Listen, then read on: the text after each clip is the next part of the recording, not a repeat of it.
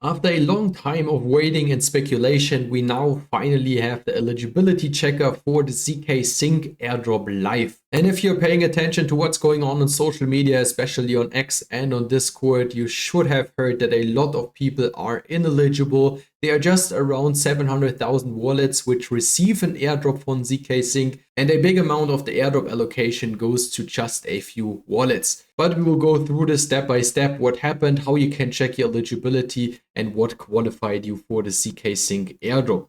At first, they just announced this this morning here in Europe, that the airdrop eligibility checker is now live. So you can check that out by yourself if you navigate to the ZK Nation X page. I will of course link that below this video, as well as of course the link directly to the claiming page. And this leads you over to the eligibility checker page. There you just want to connect your wallet, or you can also just paste in your wallet address. So you just want to click on connect. Click on Rabi wallet here in my case, and you can see with my public wallet, I qualified for 2.1k zk tokens, which are claimable in 5 days, so on the 17th of June at 9 a.m. Now you might also want to know what the token is currently worth, or what it is trading at in the pre-market here on Evo. It is sitting at 35 cents, and you can see this dip from prices of 65 cents. Then the eligibility checker went live and the price dipped by almost 50%. We can see the same scenario if we take a look at the pre-market here on KuCoin. There the token is also trading at around 37 cents.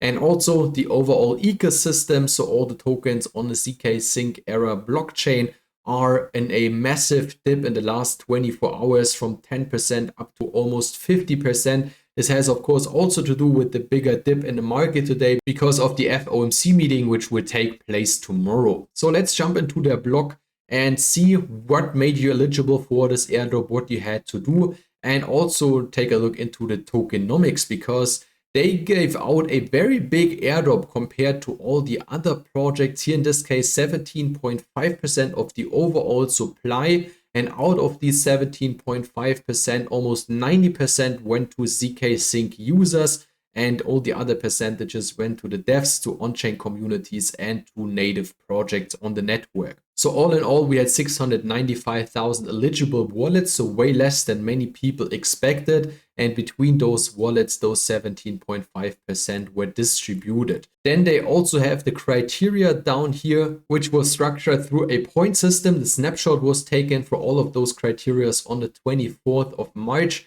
And those included, for example, interacting with 10 different smart contracts, depositing liquidity into DeFi protocols, which had a massive impact, especially if you provided bigger amounts and for a long time. This gave you a lot of multipliers on your allocation, and you should have received a very high allocation if you did that. Then, for example, if you use the paymaster on the network, so for example, if you pay transaction fees in a different token than Ethereum, then if you traded at least 10 different ERC20 tokens, if you hold the Libertas Omnibus NFT, and they also added interactions on zkSync Lite where you donated to a Gitcoin round, or also if you transacted in at least 3 different months before the zkSync Era mainnet started. And all those actions gave you points, and each address must have at least 1 point to be eligible for the airdrop. And within those points, there were multipliers and also minimums. And if you didn't receive the minimum amount in one of those criteria, you were ineligible. And that's probably why so many people didn't receive an allocation. Here in step number 2, they say that the cap was at 100,000 zk tokens.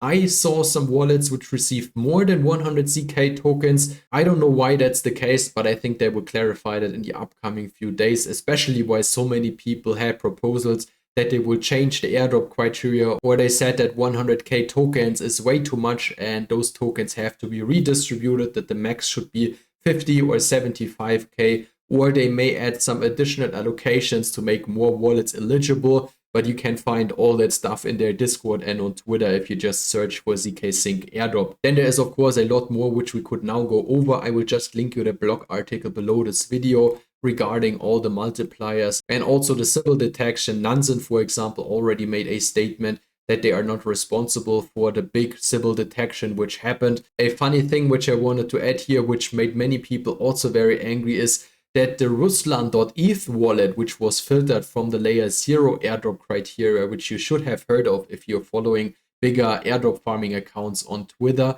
Those wallets are eligible with 5-figure allocations for the zkSync airdrop. So I think there is definitely a lot room to improve the eligibility criteria until the airdrop is claimable in a few days. But that's just my take on it. I expect them to add an additional allocation to make more wallets eligible, and hopefully will filter some Sybils out until the airdrop really happens. Feel free, of course, to share your feelings about this airdrop down in the comment section. Are you satisfied with the allocation you get compared to the efforts you put into this? If you don't want to miss future videos like that, just hit the subscribe button. I release videos on such topics on a daily basis. Hope you liked today's one. That's it. Thanks for watching and see you in my next one.